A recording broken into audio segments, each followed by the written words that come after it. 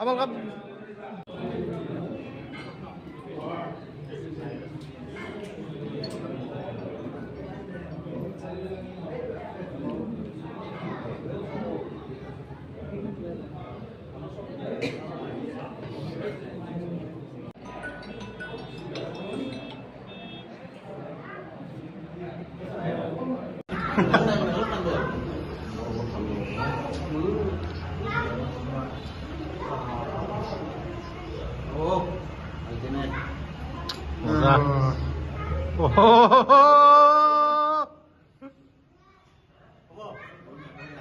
Thank you.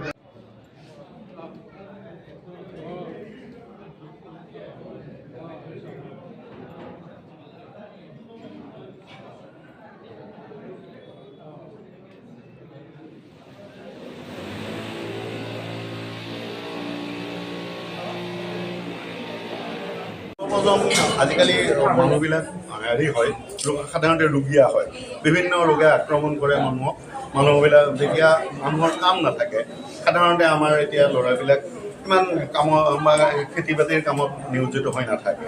যিসকল ঘৰত বহি থাকে তেওঁলোকে অলপ সময়ৰ বাবে আহি ইয়াতে যেতিয়া জিম কৰিব, তেতিয়া তেওঁলোকৰ তাৰমানে কি হয়, সুস্বাস্থ্য অটুট থাকে আৰু লগতে তেওঁলোকৰ অলপ সময়ো ইয়াতে পাৰ কৰি যায়। তেওঁলোকৰ যিবিলাক হেৰি থাকে, ভাগৰ লাগে, তেতিয়া তেওঁলোকৰ টোপনিবিলাক ভাল হয়, তেওঁলোকে নিৰোগী এটা জীৱন যাপন কৰিব। FS ফিটনেছ জিম ডুমুচুৰী ছোৱালী মহিলাৰ বাবে আৰু পুৰুষৰ বাবেতো আছে। তেওঁলোকে ওচৰতে সুবিধাখিনি ল'ব পাৰিব। আমি ভৱিষ্যতে আৰু যি উন্নত মানৰ হেৰি আছে, ইনষ্ট্ৰুমেণ্টবিলাক আছে, সেইবিলাক লাহে লাহে আমি পৰ্যায়ক্ৰমে ইয়াতে দিবলৈ চেষ্টা কৰিম। ভৱিষ্যত জীৱনত যাতে আৰু সুবিধা ইয়াৰ যুৱক যুৱতীসকলে ল'ব পাৰে বা বৃদ্ধসকলেও আহিব পাৰে। জিমত কোনো বাধকতা নাই, নিৰ্দিষ্ট এজ বুলি কথা নাই, কিন্তু 18 বছৰৰ ওপৰ হ'লে ভাল। গতিকে সেইকাৰণে সকলোকে আহ্বান জনাইছোঁ যাতে তেওঁলোকে কাৰণ ইয়াৰ নিৰ্ভৰ কৰিব ইয়াত যিসকল মানুহ আহিব, তেওঁলোকে সুচাৰুৰূপে যদি এইখিনি তেওঁলোকৰ নিজৰ বুলি ভাবি যদি ব্যৱহাৰ কৰে। আচলতে ডুমুচুৰীলৈ আহি পেলাই এই নতুন FS ফিটনেছৰ নতুন প্ৰয়াস দেখি খুব আনন্দিত হৈছোঁ। কাৰণ আজিকালি আমাৰ জীৱনটো ইমান ষ্ট্ৰেছফুল জীৱন, মানুহে শান্তিত মানে অকল ভাত খাই থাকিলেই নহ'ব, মানুহে ফিটনেছটো দৰকাৰ।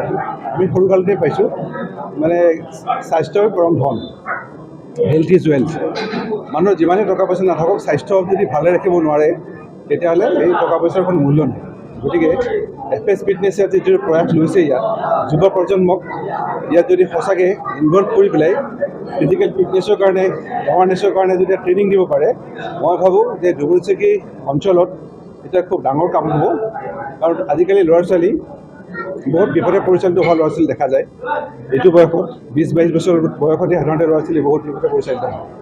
আৰু জিমত যদি ল'ৰা কোনোবা আহিবলৈ আৰম্ভ কৰে, মই ভাবোঁ যে সেই ল'ৰাটো কেতিয়াও বিপদে যাব নোৱাৰে। কাৰণ ইয়াৰ যিবিলাক নিয়ম, ইয়াৰ কোচে যিবিলাক নিয়ম শিকাব, খাদ্যৰ বিষয়ে যিবিলাক কথা ক'ব, সেইবিলাক ল'ৰাই ভাত এমুঠি বেছিকৈ খালে পিছত চিন্তা কৰিব যে মই আজি ভাত বেছিকৈ খালোঁ নেকি, কোচে মোক ইমানখিনি ভাত খাব দিছিল, মই ইমানখিনি কাৰ্বহাইড্ৰেট খাব লাগে, প্ৰ'টিন কিমান খাব লাগে, কিমান ফেটছ খাব লাগে, এই ধৰণৰ নিয়ম আছে। তাৰ বডি এটা যাতে বিল্ড আপ কৰিবৰ কাৰণে এইখিনি বস্তু মানি চলিব লাগিব। অকল ভাত বেছি খালেই নহ'ব, তাৰ লগত প্ৰ'টিন থাকিব লাগিব। প্ৰ'টিন জাতীয় খাদ্যৰ ইমান প্ৰয়োজন, এইবিলাক কথা যেতিয়া কোচে বুজাই দিব, তেতিয়া ডেকা ল'ৰা এটা বেয়া কাম কৰিবলৈ কেতিয়াও নিদিয়ে। তাকেই কৈছোঁ, ইয়াত মানে তেখেতৰ নিজৰ আত্মনিৰ্ভৰশীলতাটো থাকিবই, লগতে এটা অঞ্চলৰ যুৱকসকলক সঠিক পথ দেখুওৱাৰ পথত আছে। বেলেগ এটা বিজনেছ কৰিলে তেওঁ নিজে পইচা ইনকাম কৰিব পাৰিলে, কিন্তু তেওঁ যিটো ইয়াত প্ৰয়াস লৈছে যুৱ প্ৰজন্মক সঠিক দিশত আগুৱাই নিবৰ কাৰণে এটা সঠিক পদক্ষেপ। পইচা ইনকাম কৰাৰ লগতে এটা ৰাইজৰ সেৱা এটা হ'ব। আৰু যুৱ প্ৰজন্মক যদি সঠিক দিশত ৰাখিব পাৰি, অহা আমাৰ সমাজখন ঠিকে চলিব। এই ক্ষেত্ৰত মই যিজন উদ্যোক্তাজনক মই ধন্যবাদ জনাইছোঁ, কৃতজ্ঞতা জনাইছোঁ। হয়, আজি সঁচাকৈ ডুমুচুৰীবাসী ৰাইজৰ বাবে এক গৌৰৱৰ বিষয়। আমাৰ এক বহুদিনীয়া অভাৱ হৈ আছিলে। আমাৰ যিহেতু ডুমুচুৰী অঞ্চলত শৰীৰ চৰ্চা কেন্দ্ৰ এটিৰ সঁচাকৈ বৰ আৱশ্যক হৈ আছিলে। আজি সেই অভাৱটো পূৰ কৰিলে এই FS জিমৰ স্বত্বাধিকাৰীয়ে। গতিকে মই প্ৰথমতে তেখেতক ধন্যবাদ জ্ঞাপন কৰিছোঁ। আৰু যিহেতু যুৱ প্ৰজন্ম বৰ্তমান সময়ত বিপথে যোৱা আমি দেখিবলৈ পাইছোঁ, মদ, ভাং, ড্ৰাগছ, জুৱা আদিৰ পিনে ইতিমধ্যে যুৱ প্ৰজন্মই গতি লৈছিলে। তেনে প্ৰেক্ষাপটত যদি এনেধৰণৰ এক শৰীৰ চৰ্চা কেন্দ্ৰ এটি ডুমনিচকীত হয়, তেনেহ'লে গোটেই যুৱচাম আহি ইয়াৰ পৰা উপকৃত হ'ব পাৰিব। আৰু লগতে আজিৰ যুৱচাম সঁচাকৈ ৰুগীয়াও হৈ পৰিছে। গতিকে এনেধৰণৰ শৰীৰ চৰ্চা কেন্দ্ৰলৈ আহি নিজৰ শৰীৰ চৰ্চা কৰিলে হয়তো তেওঁলোকে ৰোগৰ পৰা মুক্ত হ'ব পাৰিব, নিজৰ শৰীৰটো সযতনে ৰাখিব পাৰিব আৰু সুন্দৰকৈ ৰাখিব পাৰিব।